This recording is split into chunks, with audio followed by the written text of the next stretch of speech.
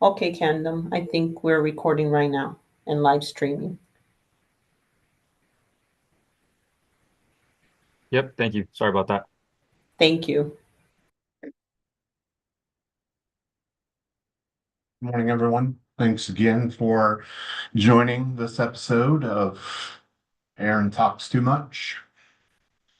And today we want to cover a couple of things, and we apologize because there's an LRPAC meeting going on at the same time. So LRPAC is happening and they're discussing a lot of the bond pieces, which are also on our agenda for today. And we want to make sure that we're utilizing Megan's time as well. And Megan, if you're still, did she keep joining us, or did she leave? Oops. Let me check. Um, I think she left. She was here first thing, Aaron, Yeah. and I think she left real quick. Okay. Can you see if we can get her back on? Yep. Yep. Okay. Great. So where are we going to start today? We're going to start with then, oh, there's Megan. So, Yes, Aaron. She's back on. okay, there we go. Okay, so I think Megan's back on, and I want to start in order to utilize her time well and all of our time well. I want to start with Megan, and I'm going to help her walk through a presentation she hasn't seen. So she's really going to like that part. Um, and but she will understand sort of what it is we're attempting to do. Under our piece, under one of the pieces that the district has related to the board, and I'm stalling a minute because I need to pull it up. Board policy 2.3 talks about the way and our method of budgeting and how we look at budget priorities. And when we're looking at those budget priorities, ensuring that that budget priority matches both, I think, the community overall, and then the board's priorities. So under 2.3, the budget planning, it's just small, but this will be a presentation that we need to give to the board as part of our bond presentation, our board adopted board presentation. But we're ensuring that we have projections for revenues, the carryovers, and the planning, any of the disclosure of our planning assumptions. And then we're also ensuring that we are not deviating from the board's ends priorities. That's hard to say. So when we look at those board's ends priorities, one of those is within 5C. And so I'm going to launch my presentation for 5C.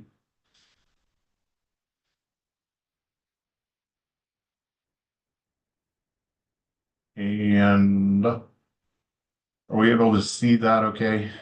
Yes. So under 5C, what we'll do for the members of FAC, this is the presentation that with your approval today, and then any adjustments we need to make after the presentation, then we will ask the members to provide this presentation to the board at its next board meeting. So what is 5C? 5C was the mill levy override. And how did we come to the original pieces, that collaborative effort through Elevate, and then prioritizing those investments within our 6 focus areas. And what we do during the budgeting process is we start at the cabinet level and we're determining our overall allocations and allocation methodologies, both for schools as well as for departments. And the majority of 5C, of course, is within Megan's world. And so as we start thinking about 21st century learners, diverse learning outside the classroom, safe schools, SEL, and world-class staff, those are the pieces that were originally prioritized within 5C. 5C over the years, we started with the original amount of $27 million. That was the amount that was in the original ballot question. And the amount of funds available related to 2018 mill have increased by inflation. Of our mill levy overrides, the only mill that grows is the 18 mill, which grows by inflation. And you can see here through next year's budget forecast.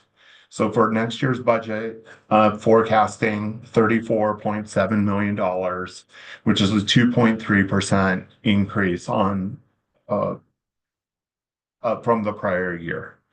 I asked last night at the DAC meeting what everyone thought inflation was, and very few people would have guessed it was 2.3%. I think many of us assume that we're still in that 8% range sometimes, the way it feels in our own personal world. I think what we also know is based on the chairman of the Federal Reserve's comments that Chairman Powell is worried about the impact of the tariffs and the impact of potential inflation. So knowing that, I think it's important to realize that our other mill levies do not grow by inflation. In other words, we passed a mill levy in 1991 for $5.4 million. And I know that you all realize, but it's also worth restating, that $5.4 million bought a different basket of goods in 1991 than it does today. And as you can see that through the forecast period of FY 2029, the basket of goods, or an inflation adjusted amount, we would be short by $38 million. In other words, what we originally said were our priorities in 91, 2000, the 04 and 08 mill, and the ways in which we spent those funds, those are still costing us today, but we don't have the same buying power that we did in 91, 2000, 04, and 08. And even to the extent that the 18 mil grows by inflation, I think that depending on where the priorities sit, it still may not pay for an inflation adjusted amount. So we want to just make sure that FAC and the board, as we go through budget planning, that when we're talking about the mill levy, and people will sometimes say, well, what about the mill levy money? Doesn't the mill levy money pay for that? And the answer is it did pay for that in 1991, but it costs more today than it did in 1991. And overall, within those spending priorities, assuming inflation, we would be short in FY 29 by $38 million. So, and I'm going to invite Megan, and Megan, I think I'll start with having you just introduce yourself, but I'm going to go through each one of these. And as we talk about them, I'll invite Megan in to talk about ways in which we're implementing these in both the 24-25 school year of how we're doing learning materials, resources, and textbooks in the current year, and then our plan for the upcoming year. So we're sort of looking at the 5C report in both how we've allocated or looked at those funds in the current year, as well as moving forward. So Megan, I just want to introduce yourself. I'm sure everyone knows who you are, but I just want to make sure. Yes, good morning, everybody. My name's Megan Kane. I'm the Chief Academic Officer for Adams 12. This is my 26th year of having the privilege to serve in this system. So thank you for joining us this morning and taking an opportunity to hear about the investments that we've made on behalf of our students in our system.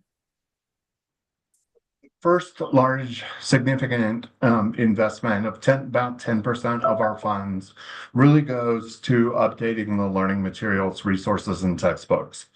And so, Megan, do you want to talk about the overall process? I think what I talked about last night at DAC, again, was just the introduction of new learning materials for the middle school learning, the new middle school adoption, and then talking about the math adoption as well. Mhm. Yep, so I can talk about these like three buckets here. The first around updating our technology devices and systems. As many of you know, post-pandemic, we've onboarded many technology devices across our system to ensure that students have one-to-one access, but then also that our educators have high quality devices to be able to support and deliver instruction within the classroom. Specifically in the educational technology area, we've made an investment in our Seesaw learning management system, which is a management system that's utilized particularly at the elementary level in grades PK through second. And then also it's a system that's leveraged for our significant student needs program in grades 3 through 12. We also leverage Edpuzzle in K-12 classrooms alongside Padlet Backpack. Specifically in high school and middle school, we utilize a platform called Gale, which allows social studies, science, and ELA teachers to assign reading material that is specifically connected to the content that they're teaching in their classrooms. And then we also invest in Overdrive and Pear Deck, which are also educational platforms that students utilize. In our updated learning materials and resources and textbooks, we have our typical investment that we've had year over year in everyday math, student journals, as well as the everyday math digital platform that our educators can access, along with our partnership with the Mind Research Institute and the implementation of ST Math supports and resources within the elementary classrooms. Interesting fact to note here is that we have gone through a thorough vetting process to move into not this upcoming school year, but a future school year that where we will be adopting a new elementary math resource that will you'll see appear under these investments in future years. We opted not to move forward with that investment this current school year coming up because of the implementation of our benchmark advanced resource and Dibble's assessment tool over the course of the last 4 years. We want to give the elementary educators a little breath before we start to adjust their math resource as well. In the English language arts area, we continue to make an investment in Actively Learn, which again is a digital platform that both educators and students can use simultaneously to access the most current literature to support their learning in those classrooms. And then we will be making a substantial investment at the tune of about $1.59 million to adopt a new middle school ELA resource that is aligned to standards and has reading materials that are most current and interesting for our readers at the middle school level. In the social studies space, we continue to partner with Gibbs Smith Education and the Colorado Story resource for our students. And those are the most current investments in the learning materials, resources, and textbook lanes.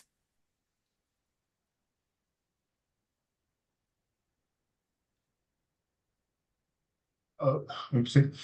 And one of our larger next pieces, and these are a lot of the investments that we've made, and we haven't trued up all of these numbers, but this was the intent in the budgeting process for 24-25 was to reduce the class sizes on high school course options, our interventionist programs at the elementary and K-8 level, and then I can talk about the allocation to charter schools, and then we've expanded preschool across the district. In any of these individual pieces, Megan, that you might want to touch on, other than what we've written here.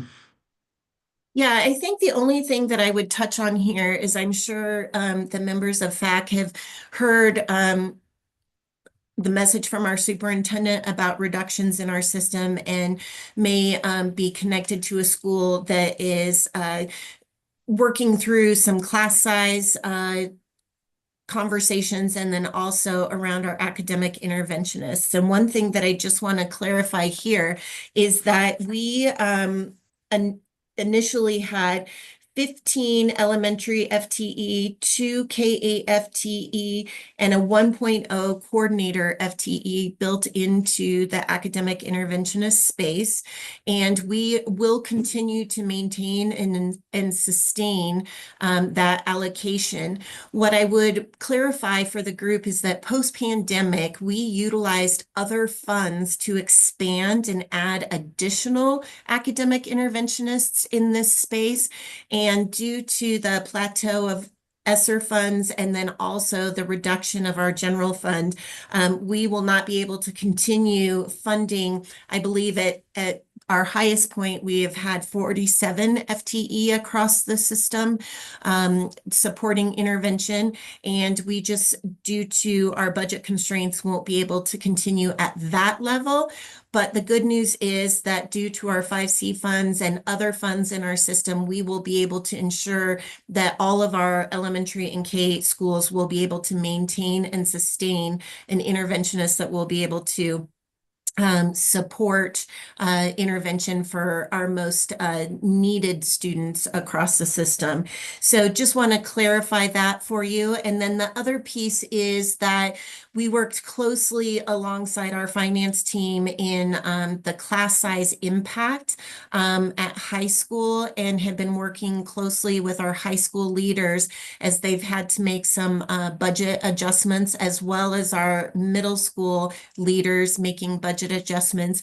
And we believe that as a result of that really focused work in our system, that we'll be able to maintain reasonable class sizes at our secondary schools and be able to maintain especially in our core content, educators to support high levels of teaching and learning for our students.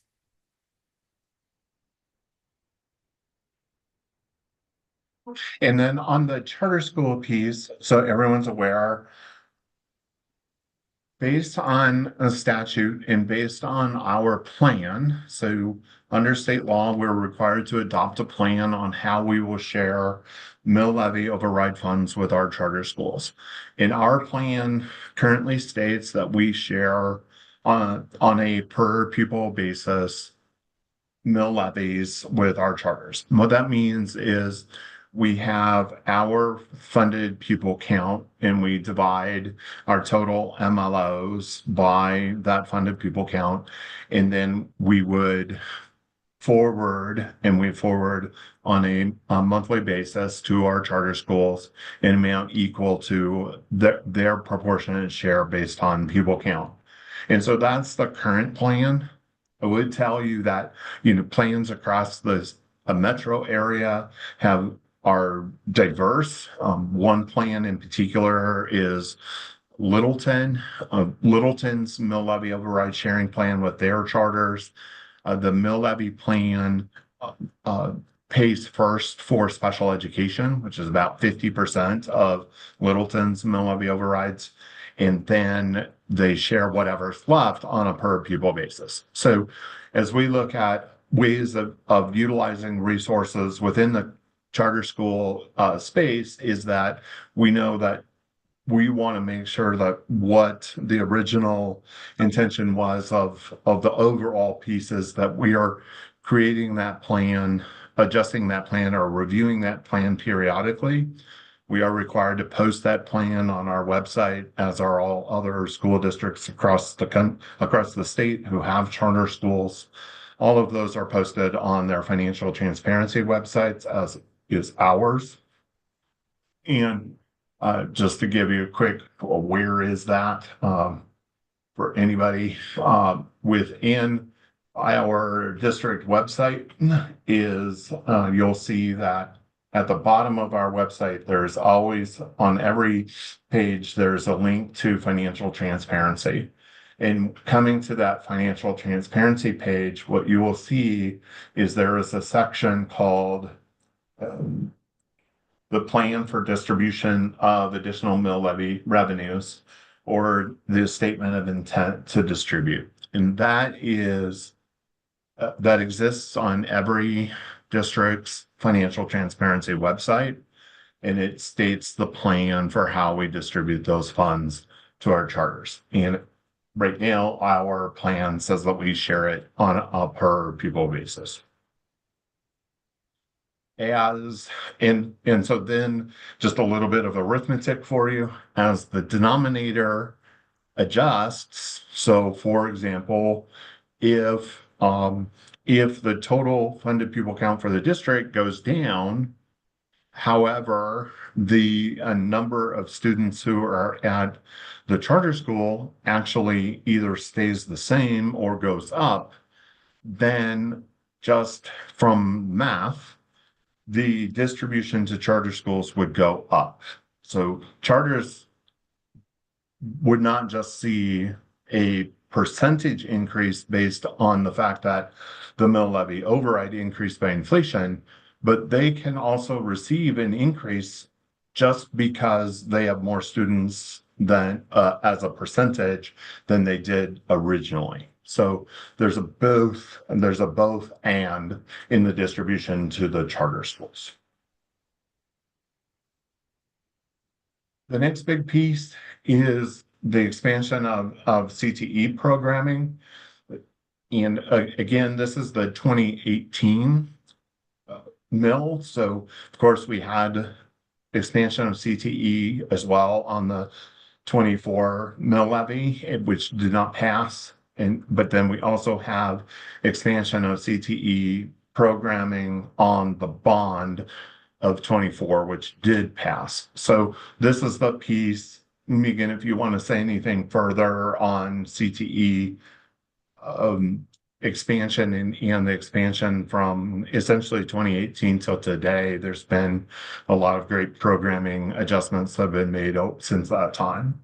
Yeah, I think, really the only item that I would add here is that the good news is that we have figured out how to sustain the expansion that we have done.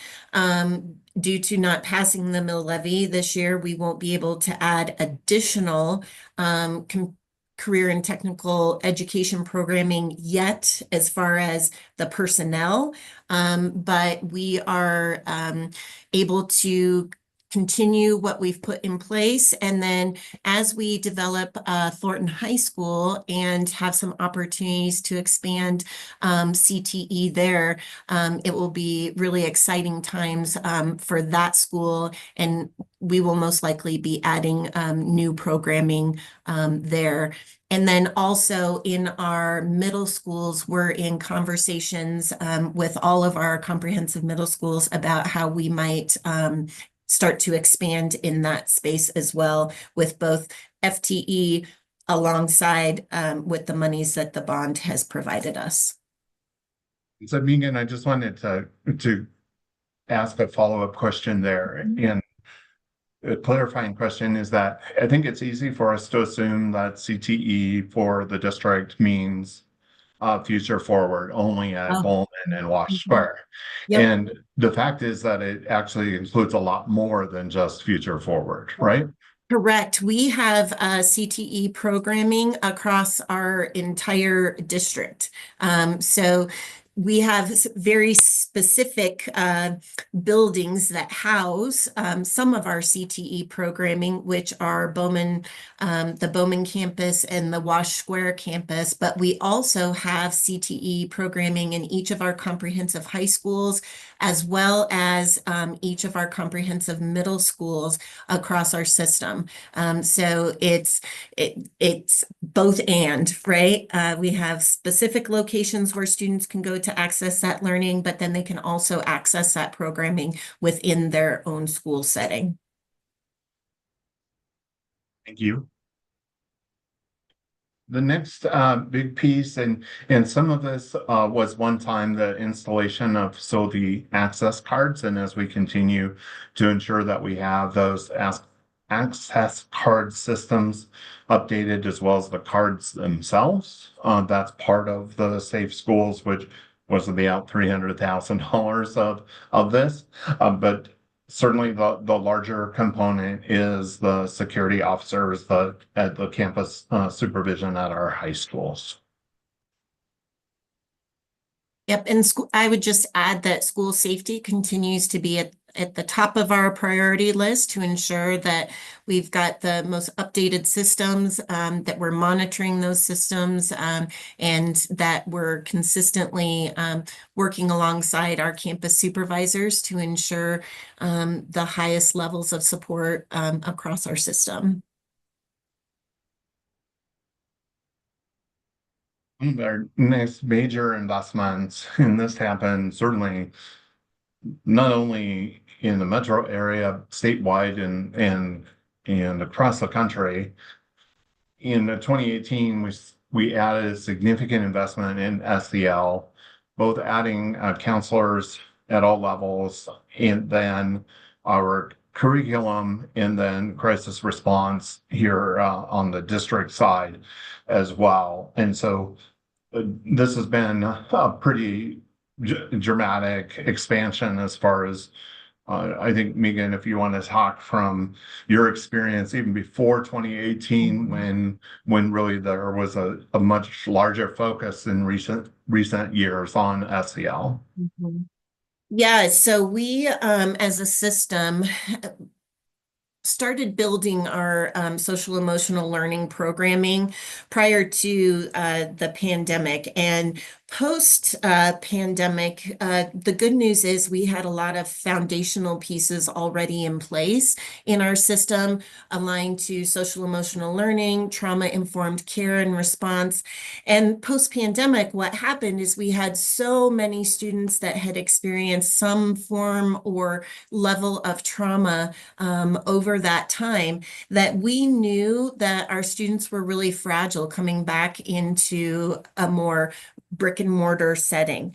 The other thing that became really visible for us during that time was that our students had spent so much time on devices and or secluded from their peers that they were not engaging in what we would call typical school ready behaviors prior to either enrolling in school, or had been so cut off from others that when they came back into school, our students were just having a lot of challenges navigating the social environment of school and doing so in a really productive way. And so we made a significant investment in our system to expand our social emotional learning specialists across our system, to ensure that we had counselors that were available for our students to support them. and really thinking about how do we leverage a social emotional curriculum to really support our educators in making sure that they have the skills and the tools to provide the level of support that our students need. And so you may hear of some curriculum across the system, depending on where students go to school. But we utilize things such as sources of strength, cultures of dignity, capturing kids' hearts, building healthy communities, understanding trauma and facilitating hope, restorative practices, School Connect, and Second Step.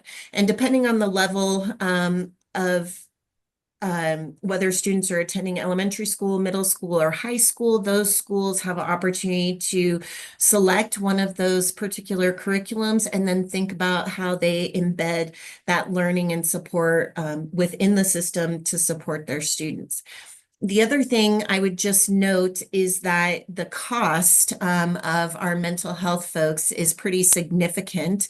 And so increasing FTE costs in the counselor and social worker space is higher than what we had budgeted for in our 5C monies. So we have been adjusting for that cost and utilizing other funding sources outside of 5C to maintain and sustain those positions over time. But the good news is that in our curriculum bucket, we've been able to carry some fund balance in that space to allow some expanding and some new learning opportunities. For example, in our Capturing Kids' Heart schools that have piloted that work this year, we've been able to really support staff in having those groups facilitators from Capturing Kids' Hearts work really closely with staff, particularly in two of our comprehensive high schools at Legacy High School and Horizon High School, to really help them think about the ways in which adults are connecting specifically with kids. And then I see the question about, is the cost per cell position higher than the teacher level? And the answer to that is no.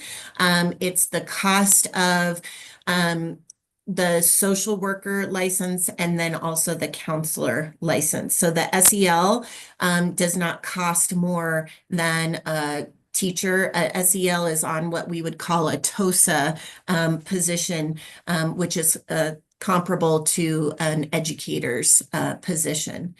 And then I guess the last thing that I would add in that SEL space is that we did add additional SELs with ESSER funds post-pandemic, particularly at our title schools over the course of the last few years.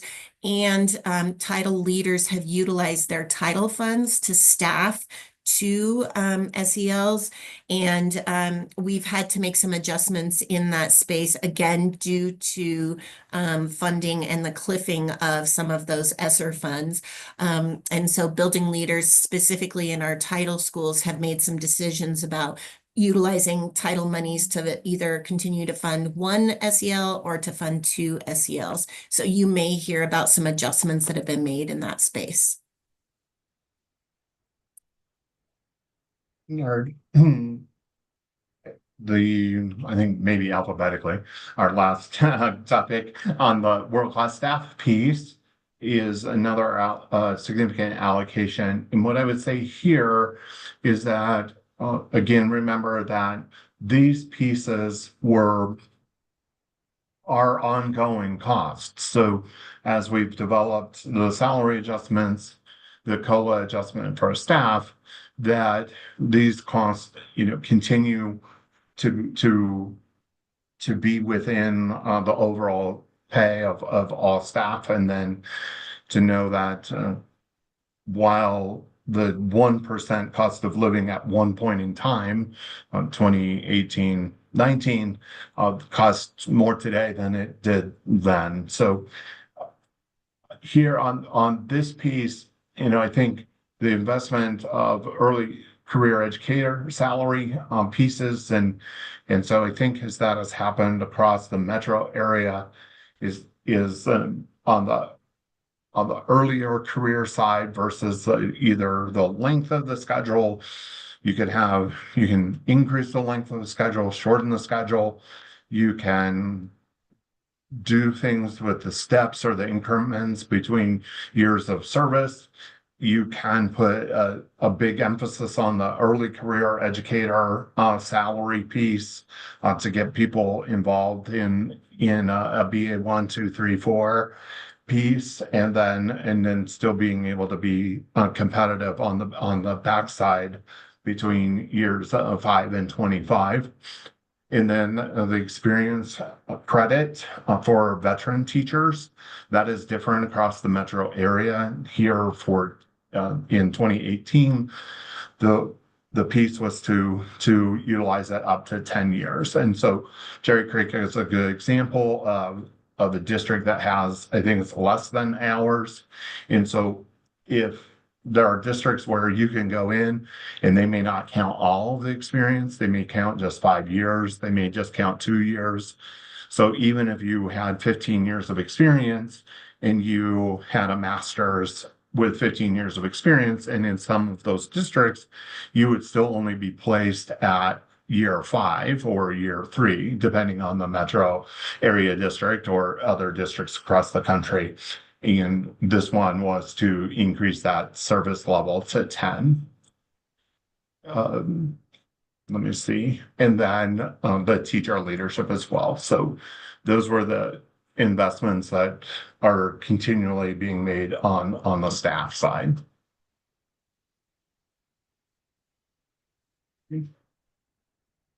Again, I would say that this is just prioritized investments of $34 million. That's what we were talking about here. And what I would say is continually want to focus on the fact that that's $34 million and not lose sight the forest for the trees concept. And if I can flip back just 1 second to our financial transparency website, and on our financial transparency website, we have the navigating the budget guide. And within the navigating the budget guide, we again continue to focus on these focus areas. And what that means for me is that the implementation or the allocation of 2018 mill levy funds only supplements what we were doing already. In other words, it doesn't pay for everything that we have to do. And it was only additive and allowed us to do some additional investments.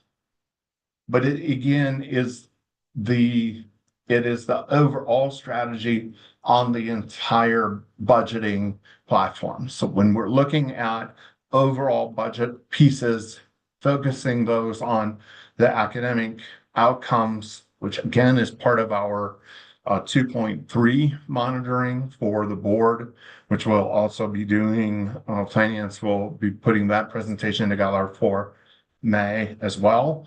But what that starts with is these are the guiding principles that we share with the community, and this is how we set the budget. And then 2018 funds really then just come in as part of the overall portfolio of available resources. In other words, those property taxes. But when we look at the overall revenues, we know that property taxes are really just one component. And when we look at state revenue, for example, $45 million, that is a significant piece where our 2018 mill really is again only slightly additive to the entire system. What I would also say, and I think over here on the general fund side, you'll see that 13.8% of our investments are paid for by mill levy overrides. And what I encourage board members to look at and to look at as well. And the conversation I had with them last night is that we are looking at the entire portfolio and making sure that the entire portfolio of income and revenue is aligned to those guiding principles that came out of Elevate. And when we look at the other main piece here that I wanted to talk about is Megan had mentioned a few times about the federal funds, and you'll see here that overall on all funds, federal funds represent just under 7% of the district's entire budget. So when we look at things like tidal resources in IDEA in particular, we know that we certainly will plan for and have contingencies for any adjustments at the federal level related to policy changes. But I wanted to share with you that there are also other funds that we are just as intent on budgeting correctly and budgeting in alignment with the overall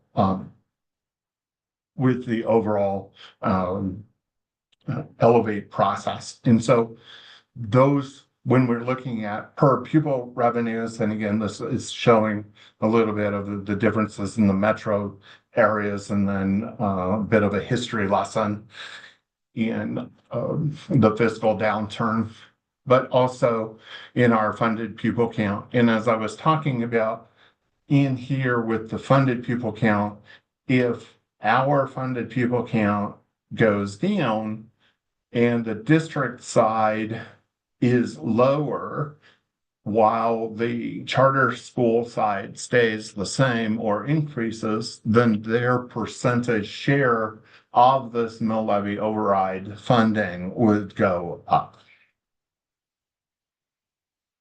The rest of this, then we'll come back on right after this when we is then on how we're spending those funds. And the reason I want to spend just a second on this is we've talked about how we spend 34 million.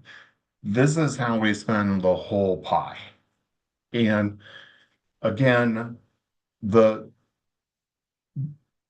point at the beginning of the presentation is that inflation adjusted, the mill levy, overall mill levy is not paying for what it used to. And so that is where the remainder of these general fund resources, or about $530 million, is really focused on.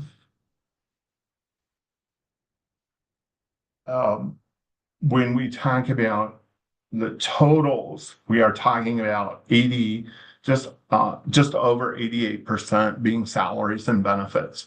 And that pretty much aligns to the investments that we talked about within 5C.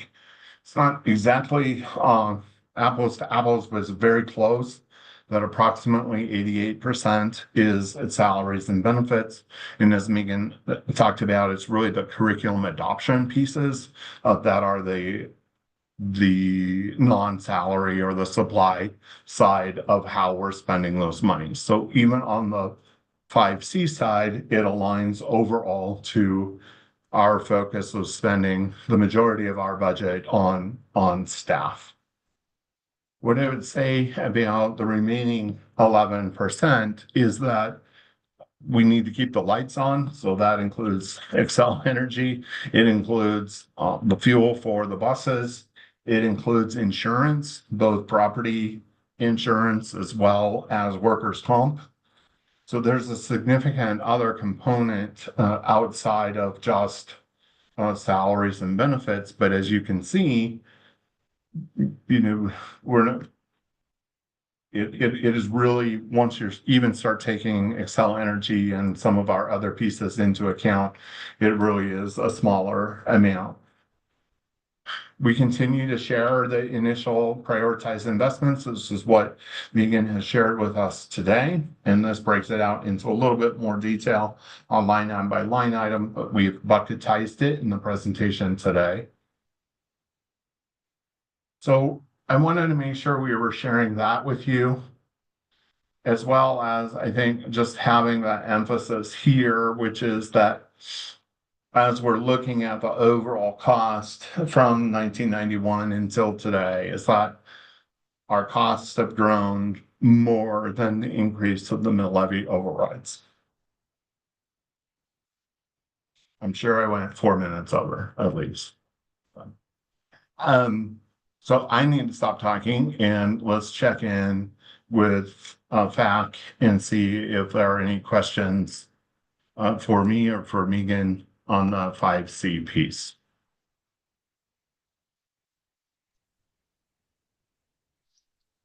Thanks, Aaron. Sorry I was a few minutes late. This is extremely helpful background and insight into, how the district is operating and spending these mill levy dollars. I don't have any other questions.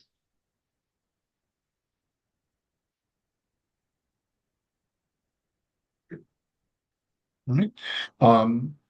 Again, thank you so much, Megan, for jumping on and to her credit, I will just say that she did not see this presentation. So she was very much a trooper. I will say though that she has seen it, just not maybe like this.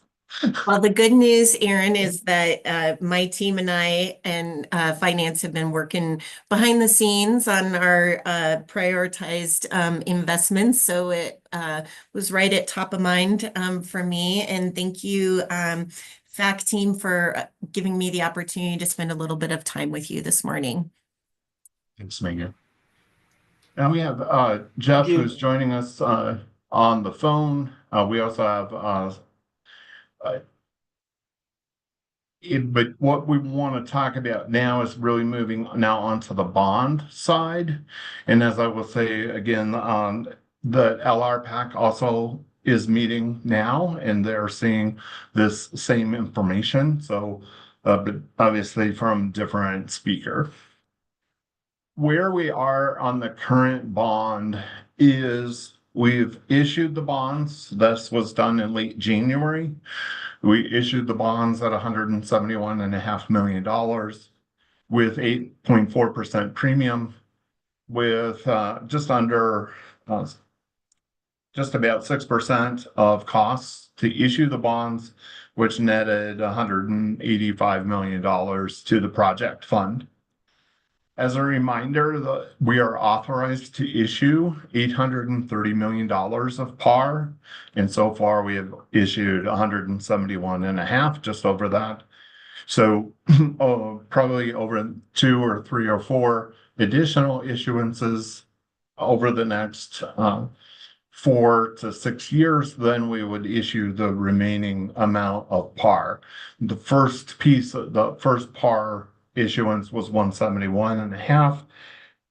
That is to essentially pay for what we anticipate as the first 2 years worth of bond investments.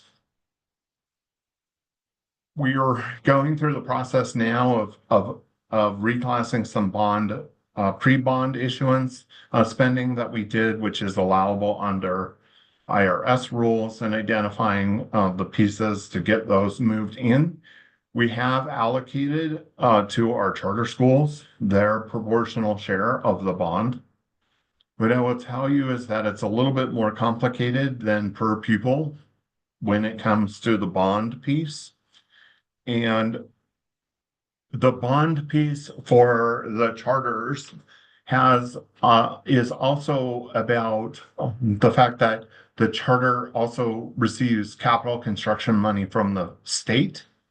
So we would take the piece that they receive from the state and then not double up on that, because those funds are not available to the district. They're only available to charter schools. And it's available to charter schools on a per pupil basis.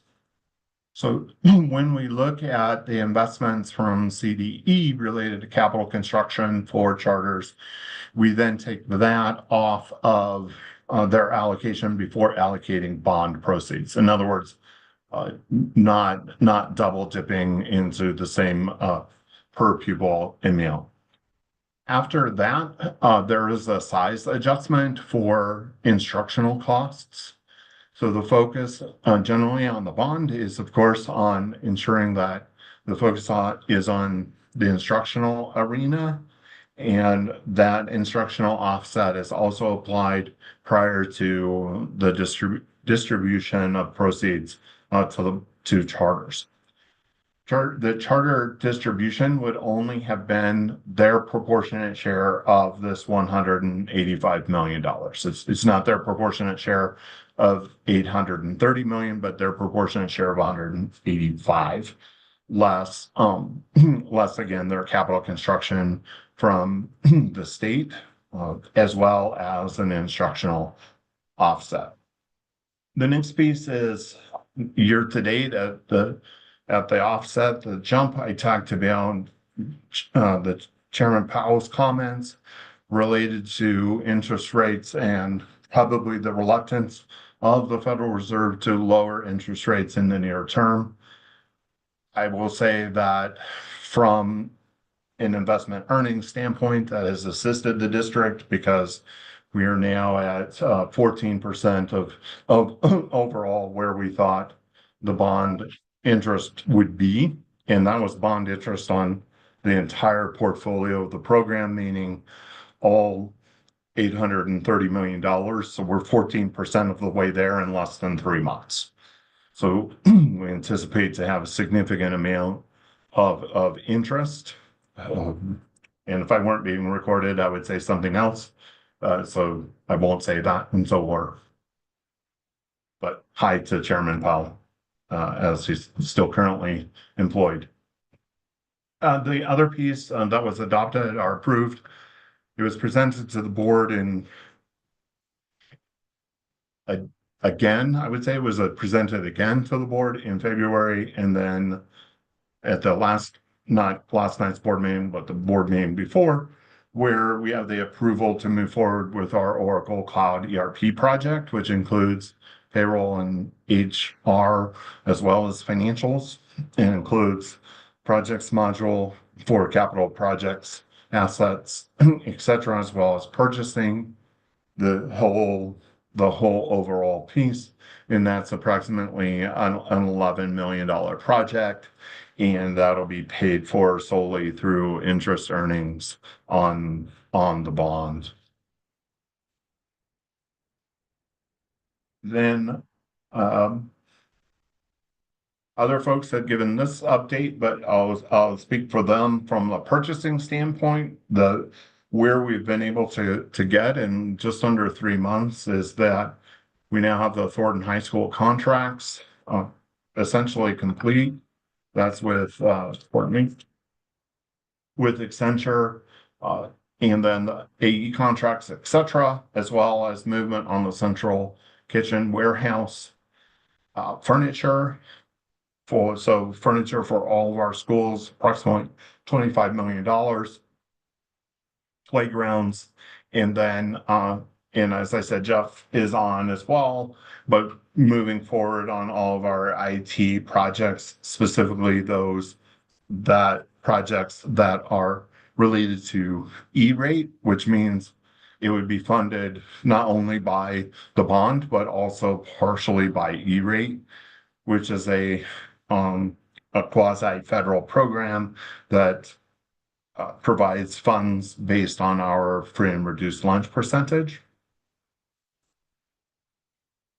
Then the other pieces, as far as where we are on construction, facility, and design, is movement on roof replacements, parking, the playground, and Prairie Hills. And to date, well, as of probably yesterday, we have over $10.3 million encumbered in all of these projects.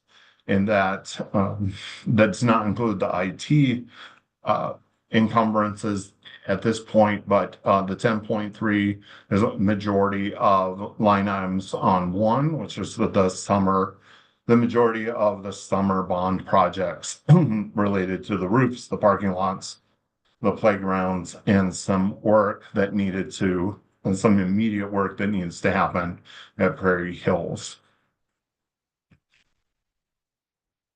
On the IT side, again, E-rate procurements happen both.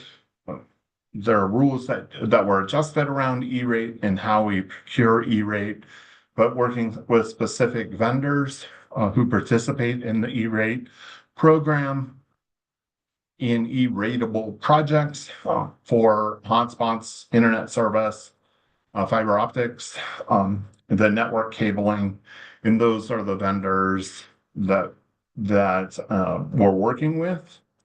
And then the overall network cabling project, which it's hard when you talk about the bonds projects because when there's times when things are behind the walls and you really can't see that we've really made substantial investments in the district. But these are the types of projects that happen and that are very important to the district, even though we really can't see them. I would say even on the hotspot side, ensuring that we have connectivity across in all of our schools, and so that's really important. And then the intercom project as well. And so Jeff is on the phone with any questions on the IT side. The construction side, apologize, but we have the overlap with LRPAC, and so the construction folks are presenting at LRPAC right now. But if you do have any questions, we can get back to you on those pieces. And so that was the component of the bond spending that we wanted to touch on today. Hey, Aaron, can you hear me? Yes. Okay, I can throw another, I don't know if you can see me. I'm in a weird setup right now, but I can throw another couple updates out there in terms of the IT stuff, and I can probably answer some broad questions on the construction side as well. The network cabling project, we've started at Skyview. That was on that slide. Our intention now through spring of 26 is to complete network cabling at 12 sites. And like Aaron said, it's not super cool and it's not super exciting, but it is something that we can do at night and 12 months a year. So when you see the construction plan or the CF&D side of that slide, most of that work occurs during the summer. And most of the IT stuff we can do during the school year. That's not to say that we aren't going to be busy doing this during the summer as well, because we have better access to hallways and the work crews don't have to put their stuff away at night. But we do have a list of 12 schools that we intend to get done on the network cabling side in the next roughly 12 months. So I just thought I'd throw that out there because it wasn't on that slide. And Jeff, we have a question from Kelly. Do you want to talk about the service providers?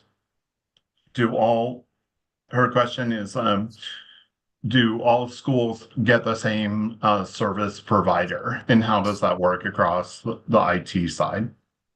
Yeah, so basically, there's kind of two components, and part of the service provider, if you're talking about like internet service, which I assume you are, and I don't know if you can clarify, but I'll kind of talk about the structure of our network. So we own our own fiber network. That was something that we installed in the last bond. And we have two different, because we're a public institution, we take advantage of front range gigapop gigapop. Sorry if that didn't come out clear, for one of our internet service providers. And that's it's typically like a university kind of thing, but it's like a co-op, I guess, a public co-op.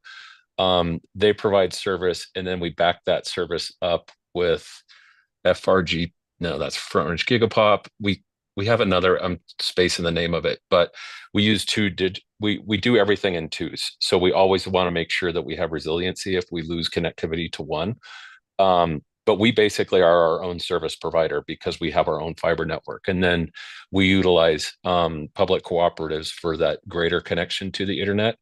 And then every school has the same bandwidth, connectivity, all of that. So the infrastructure inside of the schools is the same everywhere.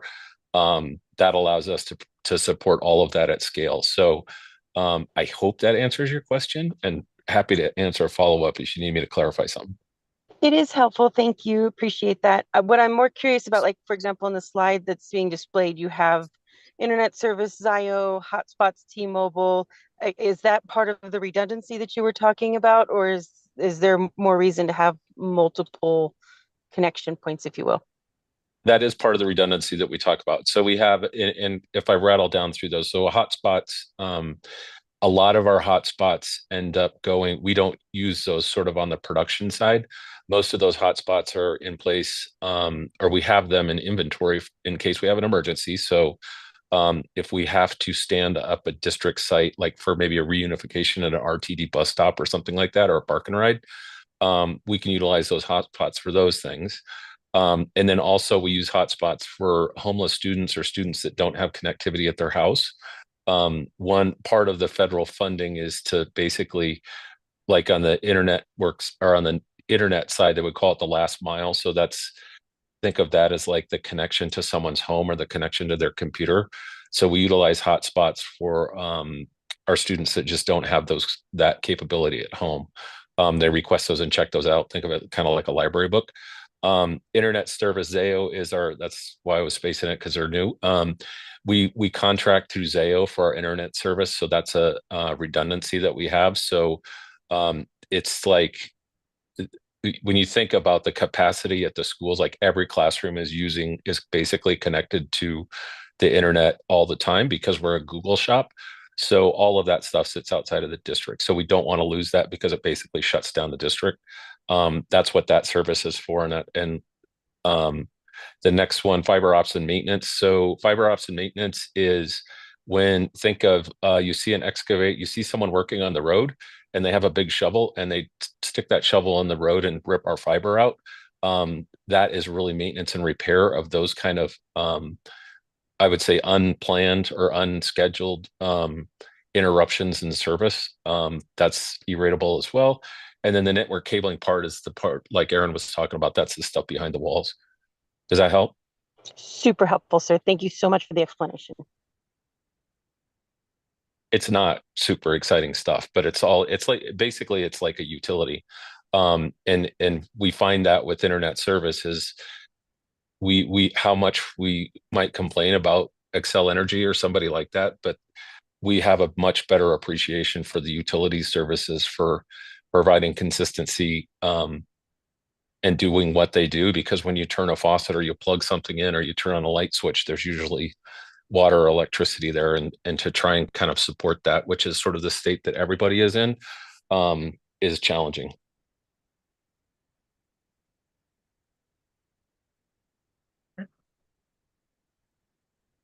And that then is the component of ensuring that we are sharing the information that we have related to the bond. So covering both how we fund, allocate, and track the bond projects, as well as fund, allocate, and track our mill levy override spending. So that is the components there. If there are any other questions on those, otherwise we'll stop the recording and the public side of the meeting.